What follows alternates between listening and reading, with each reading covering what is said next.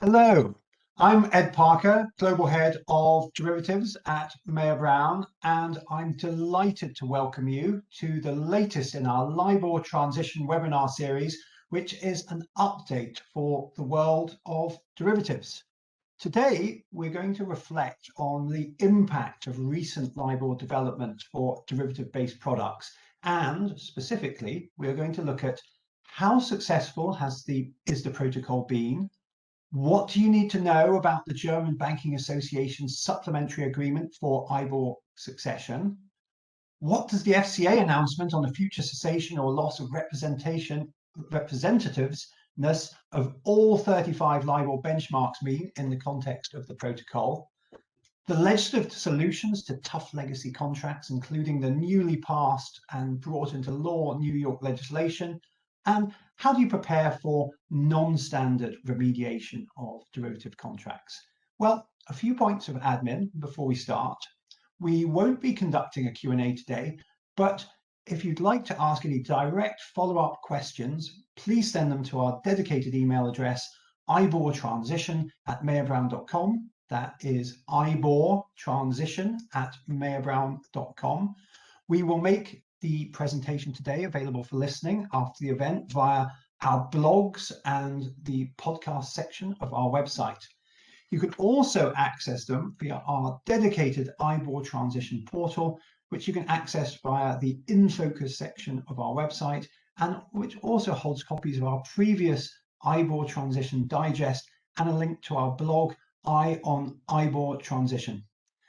Joining me today is Mayer Brown partner Patrick Scholl. Patrick is a partner in Mayer Brown's Frankfurt office. He heads our banking and finance team in Germany, and Patrick is going to provide an overview of developments in Europe and specifically on the recent announcements of the German Banking Association. So with that brief introduction, I am pleased to begin today's presentation. So moving to our next slide, IBOR transition in 2021 has, as far as the world of derivatives concerned, seen three major market events so far. It's seen the implementation of the ISDA 2020 IBOR Fallbacks Protocol and Supplement, the FCA announcement on the future cessation of loss of representation of the 35 LIBOR benchmarks, which has activated provisions in the protocol, and the implementation and progression of new legislation to cope with tough legacy contracts. Moving to our next slide, let's take a look at the implementation of the ISDA 2020 IBOR Fallbacks Protocol and Supplement first. For those less familiar with the supplement, let's have a quick recap. The LIBOR transition timeline driven by the global regulators remains tight. Just how tight we will look at in a moment. But for institutions and corporates with big books of derivatives, there's a huge job to do, putting corresponding pressures on middle and back offices and legal teams. And although huge technical issues for institutions remain, some of this strain has been alleviated by the Fallbacks Protocol and Supplements. Now, ISDA protocols have been around for years. They work through a process called adherence, and a derivatives counterparty pays a fee to ISDA, $500 in the case of the Fallbacks Protocol, sends in a standard form adherence letter, and for each of its in-scope contracts where one of its counterparties has sent in a corresponding adherence letter, the terms of their covered agreements are deemed to be updated. So, as an example, if a counterparty sends in an adherence letter and it has 9 counterparties and derivatives agreements covered by the protocol, if 8 of those counterparties send in an adherence letter too, the terms of the 8 covered agreements are deemed updated in accordance with the protocol's terms. The one agreement not covered has to be amended bilaterally. So it's wonderfully flexible. And there have been protocols for updating the 2003 credit derivative definitions to the 2014 derivatives definitions, introducing variation margin arrangements, and various other protocols moving the 1992 master agreement to the 2002 master agreement terms. And some of these protocols, such as the credit derivatives ones, have had near universal adherence, and others have not had very strong take-ups. Well, For IBOR transition, at a high level, and moving across to our next slide, there is the Fallbacks protocol provides a mechanism to let market participants who are party to a protocol covered document, and moving along to our next slide again, which is an ISDA master agreement, a credit support document such as a legacy CSA or VMCSA, or a long form confirmation, for example, or a total return swap, which has a particular IBOR risk-free IBOR rate, to be a protocol covered document. Now, the Fallbacks protocol and supplement allows new pre-cessation fallbacks for IBOR protocol covered documents, facilitating the transition to new risk-free rates when an IBOR is no longer deemed to be liquid. The IBOR fallback supplement sets out the terms and amendments which are deemed incorporated into these protocol covered agreements. You can see in the slide, it updates the rate options for relevant IBORs to include new fallbacks if there's a permanent cessation or pre-cessation of those relevant IBORs. So moving to the next slide, please. The fallback supplement is structured as a supplement, well, supplement number 70 to be exact, to the 2006 ISDA definitions.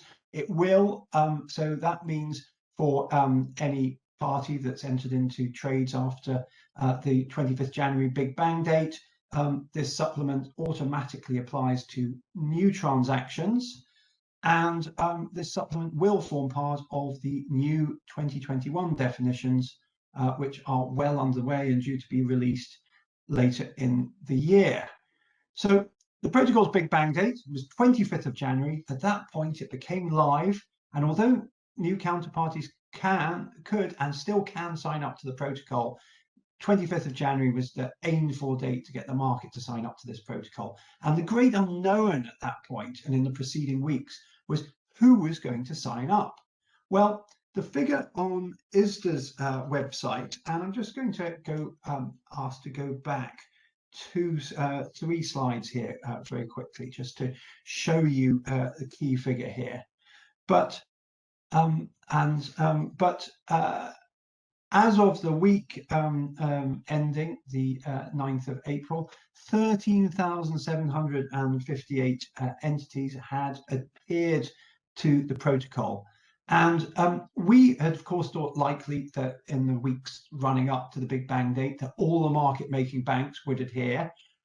We have not, having looked through the list of adherers, noted any institution with a book of over euro or US dollar 50 billion of notional derivative transactions not signing up. So that's big success there.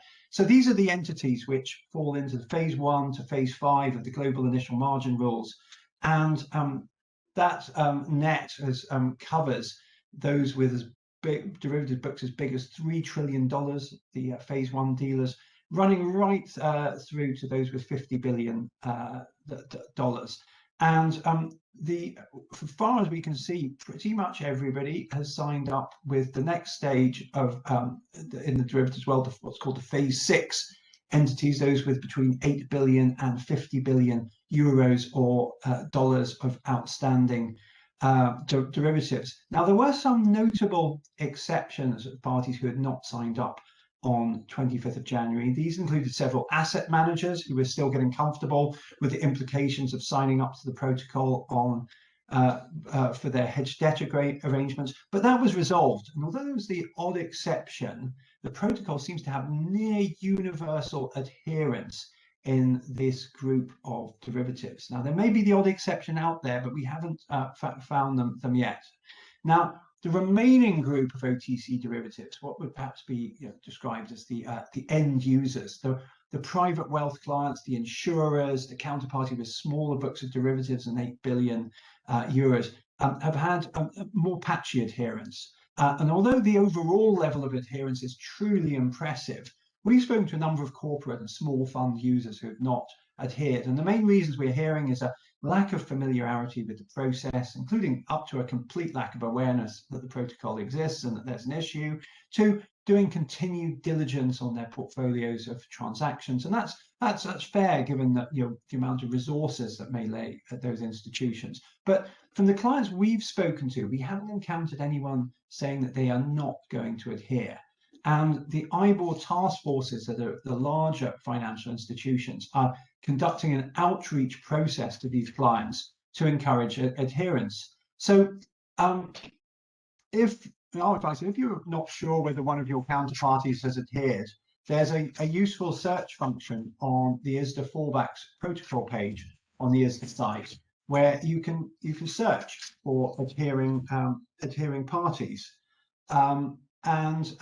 All in all, we think the Fallbacks protocol is a tremendous success, and say well done, ISDA. So moving ahead on the slides, please. Dan's pausing there. Patrick, the ISDA protocol doesn't just cover ISDA master agreements. It's a broad range of master agreements which are captured, such as JUMRAs for repos, JUMSAs for secured lending, the 2007 FBF agreement for repurchase agreements, but there's one set of documents which it doesn't cover, and that's the German master agreements and its ancillary documents. Why is that, and what is being done? Thank you, Ed, and yeah, welcome to this webinar from my side here in Frankfurt, where we have very nice weather today, and it looks like spring is finally coming. So yeah, in the past there have always been discussions on in the German market and by a few firms on whether the protocol process governed by English or New York law works to probably amend German law documentation, giving the fact that there are certain considerations on German law that give some requirements to an agent acting on behalf of the market counterparties to accept declarations. I think it's still not sorted out. There are ways to give arguments why it does work, but there are also counter arguments, and this is giving these counter arguments that the market prefers to use a route to amend German law documentation by way of a German law amendment process. So based on this, I want to reiterate, if you have already watched parts of this webinar series, that the background of these amendments in the European Union is also the benchmark regulation. As you know, there has now been an amendment to the benchmark regulation that in principle gives the European Commission the power to replace ceasing LIBOR tenors in any kind of contract by way of a governmental act. And based on this, the market should be well aware of finding solution to amend contracts in order to limit the necessity of the European Commission to amend contracts by way of a governmental act.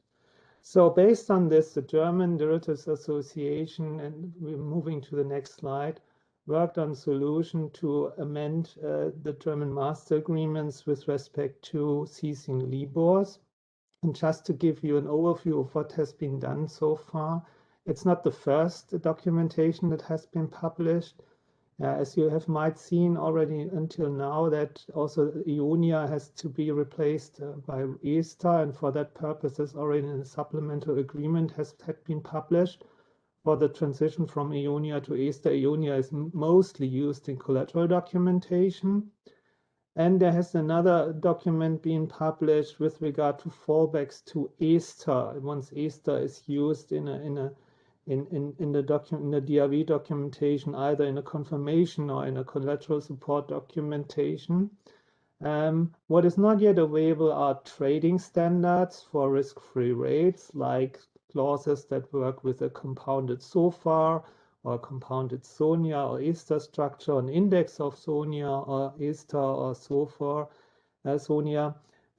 These trading standards, we currently work on those on a bespoke basis to implement these into confirmation in order to enable our clients to already start now hedging on the basis of the new risk-free rates. But these trading convention, at least some standard wordings, could be published in the near future as well by the German banking associations. What has now been recently published on the 31st of March is the Supplementary Agreement for IBOR Succession, which is currently only available in German language, but it will likely also be published in the English language version soon, so that also our international clients can make use of it and can look into it, because the German Master Agreement became much more international also post-Brexit, and we know many international dealers working on the basis of the DRV as well. So I'm moving to the next slide to give you an overview of the new documentation. So it's a bilateral amendment agreement. There are also kind of other bilateral amendment agreements in the ISDA world, but as there is not yet a protocol solution available for the German Master Agreement, you need to go to that through this bilateral amendment process, and you cannot make not have the benefit of a protocol solution that just Ed has explained with respect to ISDA. This means you need to roll out a process to get in contact with your counterparties and agree on the amendments. Yeah, it's very formalized, this amendment agreement, but it still provides for some kind of elections. And you can also think of whether you want to make additional changes if you are already on the way to amend the DRV in connection with the IBOR cessation. It's governed by German law. And as I said, it's the market need for this supplemental agreement is based on the fact that the ISDA IBOR Fallback protocol does not cover the German Master Agreement. I also included the link for everyone to here for your benefit, where you can access the document that has just been recently been published. I'm moving to the next slide. So what is the agreement about in respect of scope? It covers IBOR or trade confirmations directly referencing an IBOR.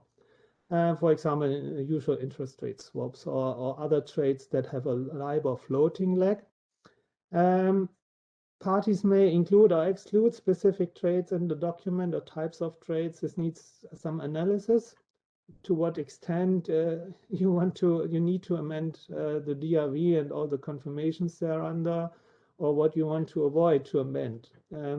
So some kind of due diligence exercise on your trading portfolio needs to be done. What is not covered, quite importantly, Euribor is not covered. It's a bit surprising, given what the Fallback the ISDA Fallback protocol covers. It also covers Euribor.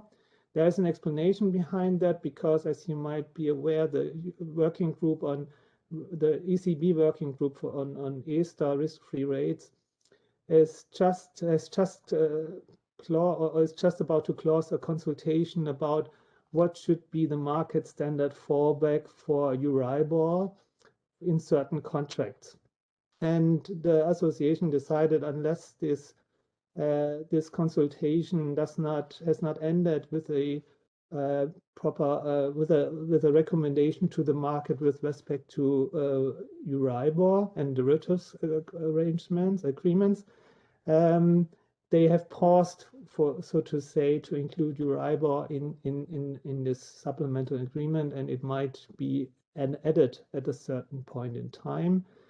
Nonetheless, with regard to the amendments in the ISDA protocol, with regard to the non-cessation events, with respect to the unavailability of the reference of the screen rate for Euribor, the changes are also not covered that are currently have been implemented by way of supplement 7T to the ISDA definitions, meaning that if you don't make specific changes in connection with this amendment exercise,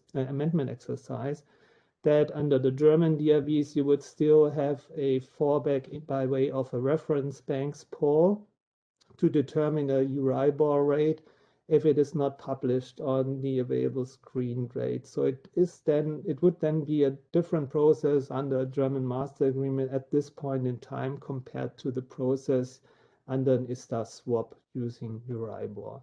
Just to keep that in mind, if you want to make a change to that already now, that's possible based on what has been done under ISDA, but this must then be made by way of a supplemental arrangement in the open text field in the supplemental agreement that has just been published.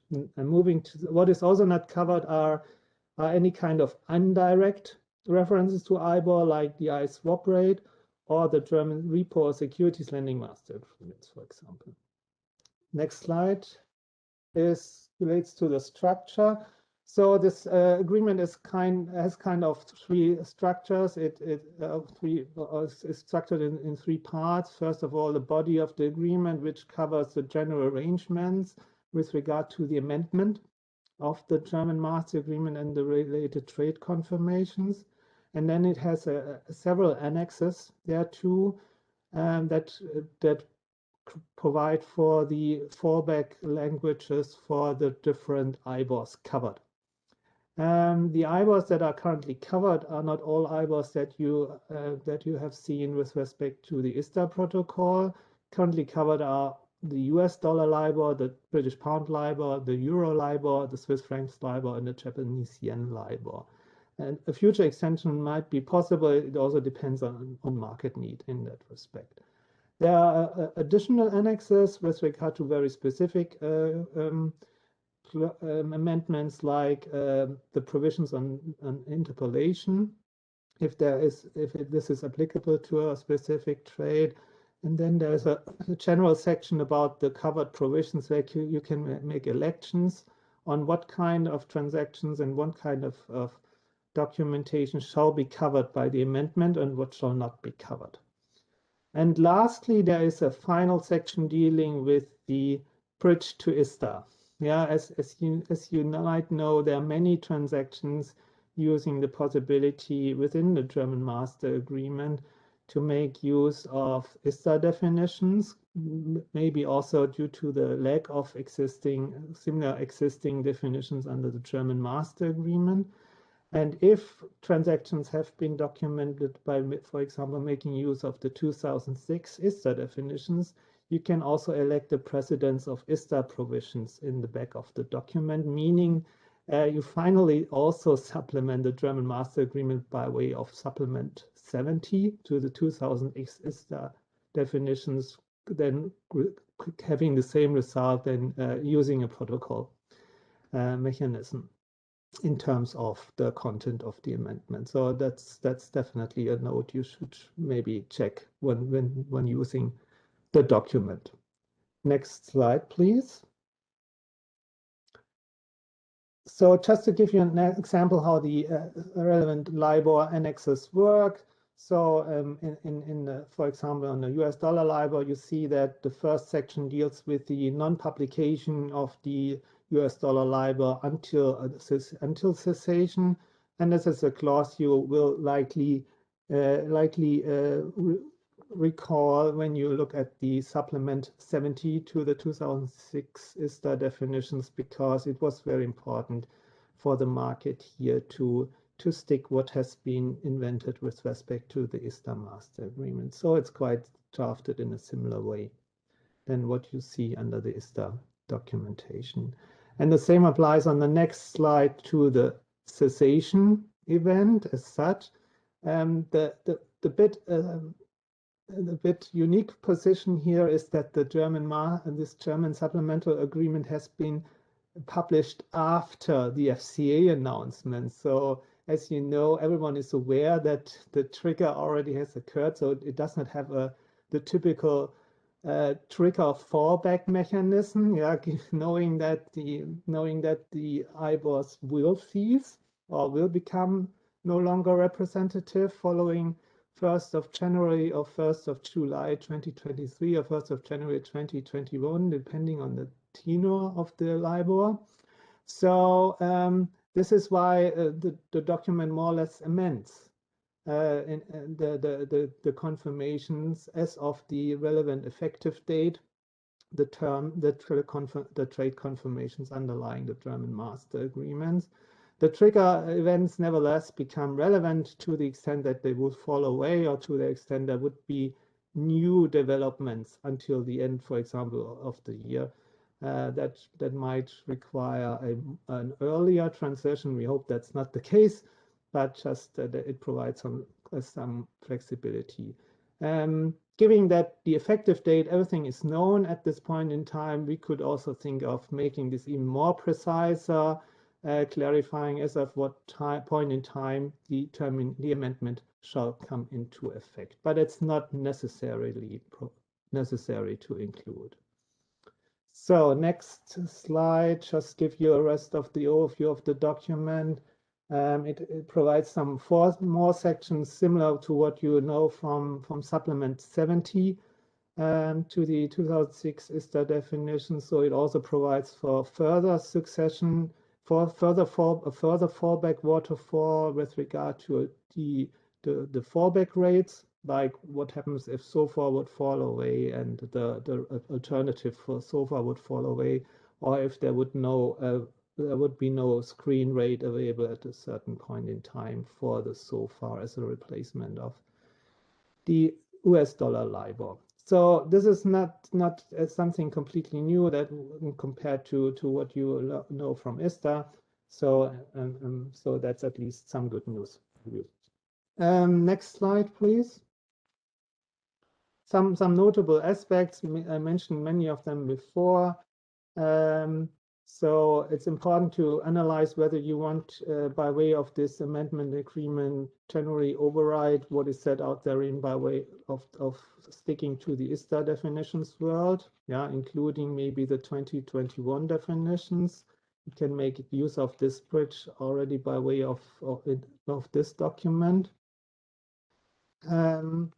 It has been published following the cessation announcement by the FCA. So giving in view of the next month, you can still maybe react on certain new developments, if there are any, when negotiating the document. That's at least some benefit of having this kind of bilateral amendment agreements. The fallbacks of each IBOR follow ISDA standards, and the new IBOR temporary fallbacks have not yet been included, but it is possible to include them on an individual basis if you prefer, to avoid a second amendment procedure once the IBOR fallbacks are a bit more clear in terms of terminal cessation. And yeah, that's maybe the most important notable aspects. And I'm pausing here. I'm giving back to Ed with respect to the ISDA. Patrick, thank you very much. Moving to our next 2021 major market event, which is the FCA announcement on the future cessation or loss of representativeness of all 35 LIBOR benchmarks, which activates various provisions in the protocol. The UK Financial Conduct Authority, the FCA, which is the regulator responsible broadly for market conduct, made an announcement, which is known in the markets, the FCA LIBOR announcement. It's up on your screen just now on 5th March 2021 on the future cessation or loss of representativeness of the LIBOR benchmarks. And depending on a particular, it's called LIBOR setting or tenor, this will take place immediately after 31st December 2021, or for 5 of the USD LIBOR settings on 30th June 2023. And Patrick touched on this a little bit earlier.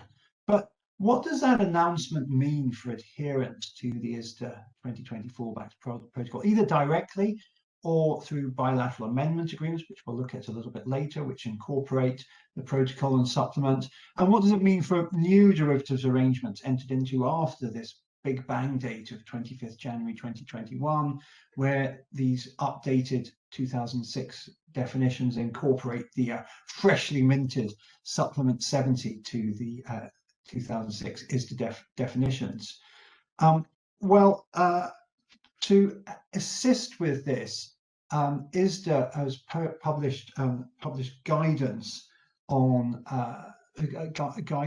the effect of the FCA announcement. But before looking at that, could we move on to the next slide, please? This slide we've got up on the screen here, it just extracts two of the key provisions from the ISDA protocol of the ISDA cessation event and the pre-cessation triggers.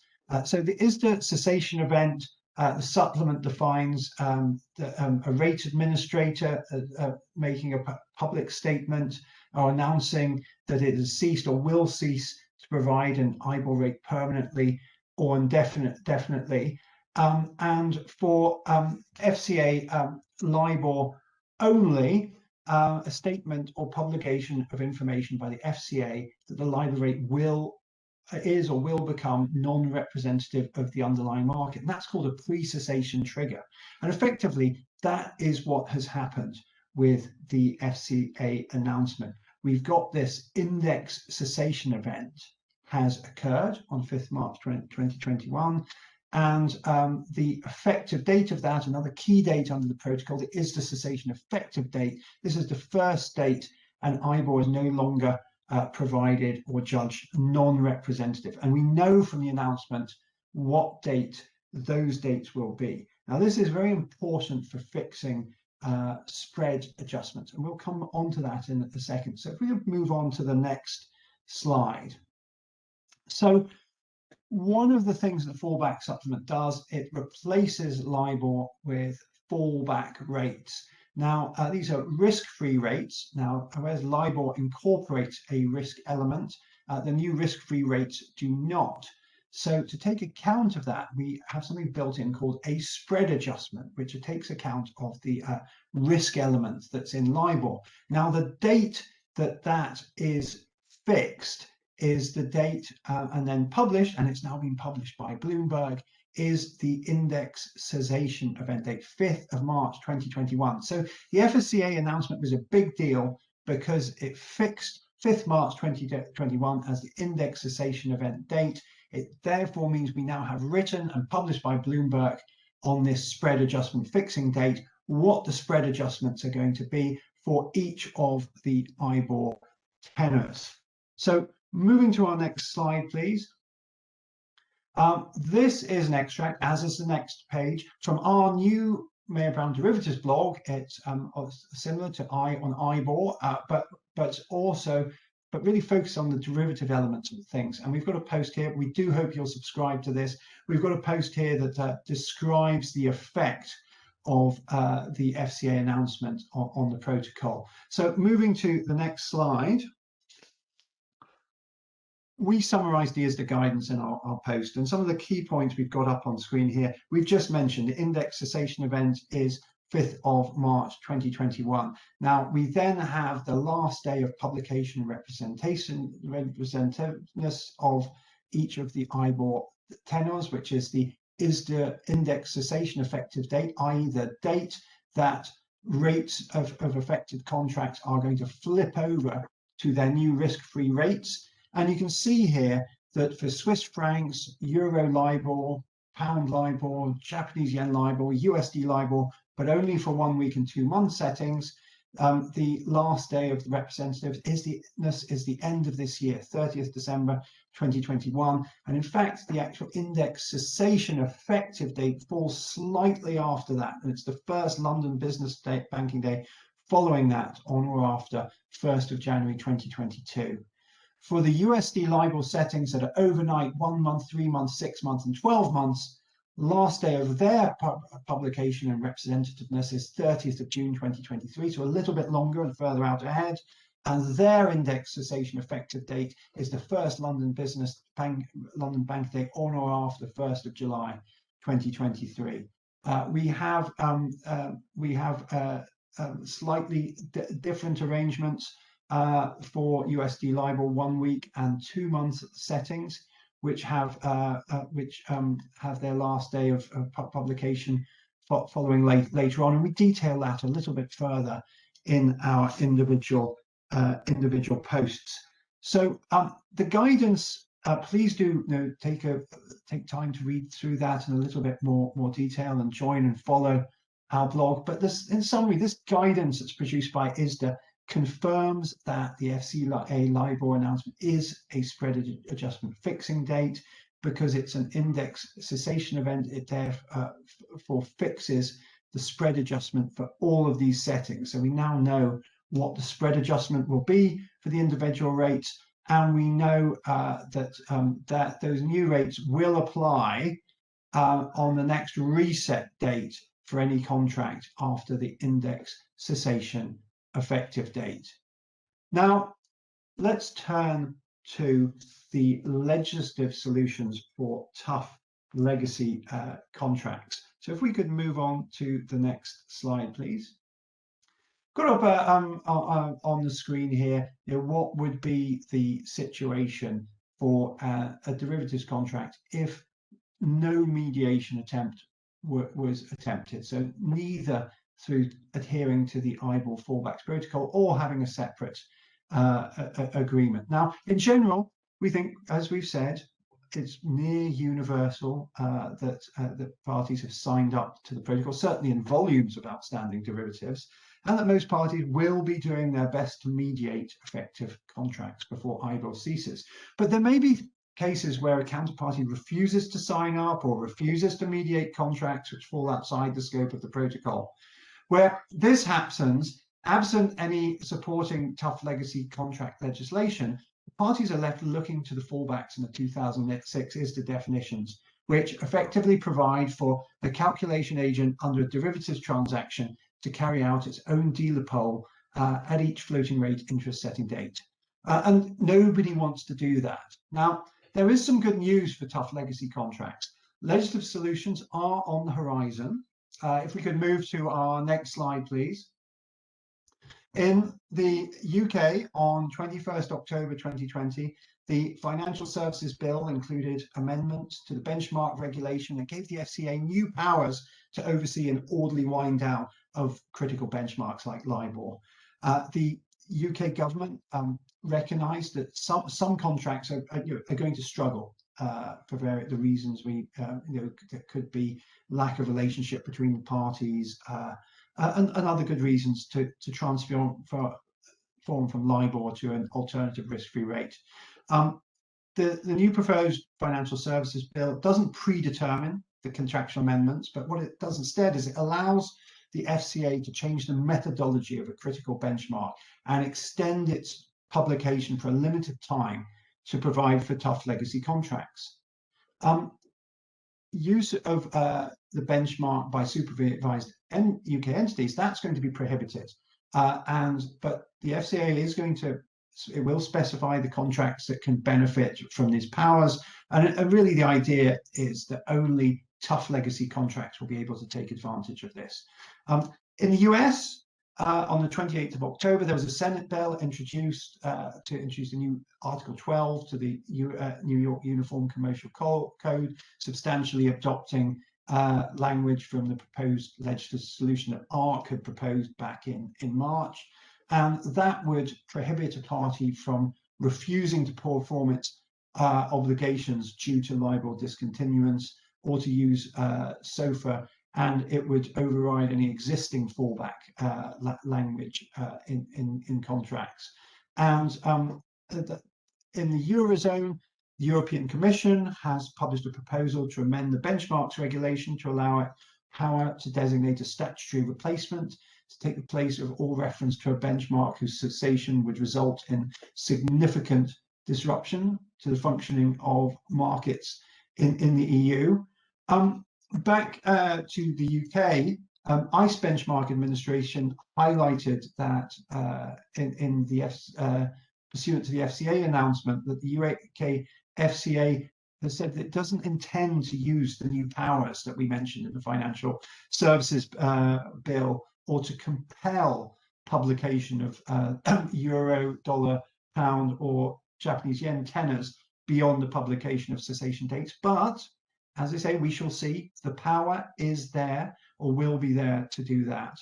The UK FCA has stated, though, that it does intend to consult on using powers to require publication of a synthetic LIBOR for 1, 3 month, 6 month tenors for sterling and JP LIBOR, and it might consider doing so with respect to the more common tenors of USD LIBOR. But the FCA had stressed that they'd only consider doing that to assist with legacy contract holders, rather than provide for any continuation of the benchmark. Now, moving back to the US, we've had some big news. The New York State Senate and Assembly had passed bills which have now been signed into law by the New York State Governor on the 7th of April.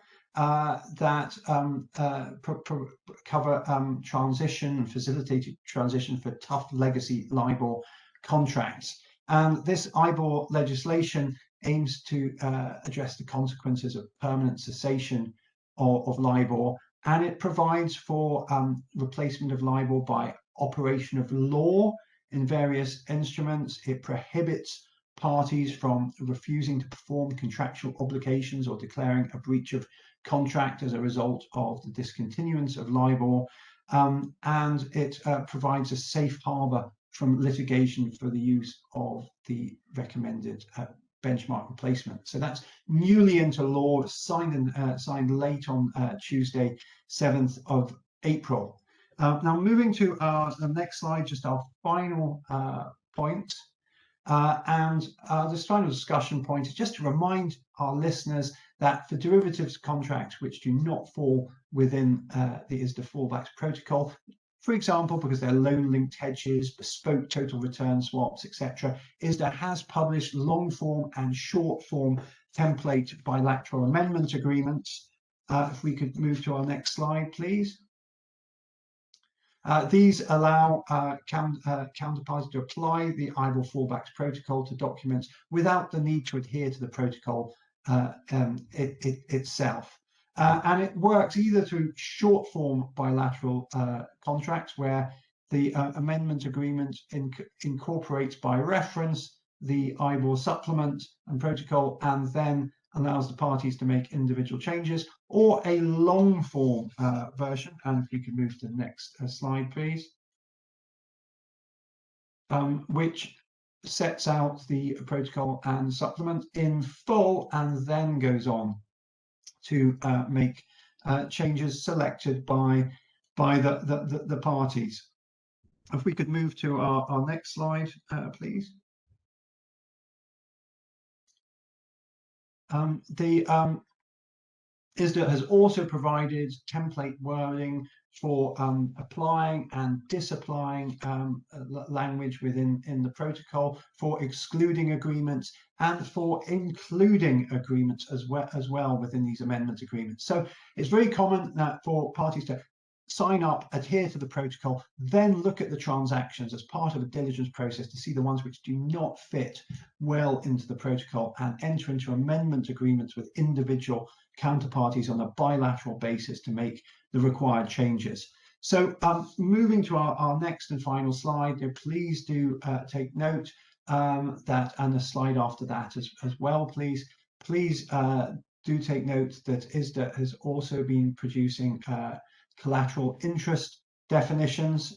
Next slide, please, which include standardized definitions for including new overnight interest rates in CSAs, for example, to replace Fed funds and the other European rates.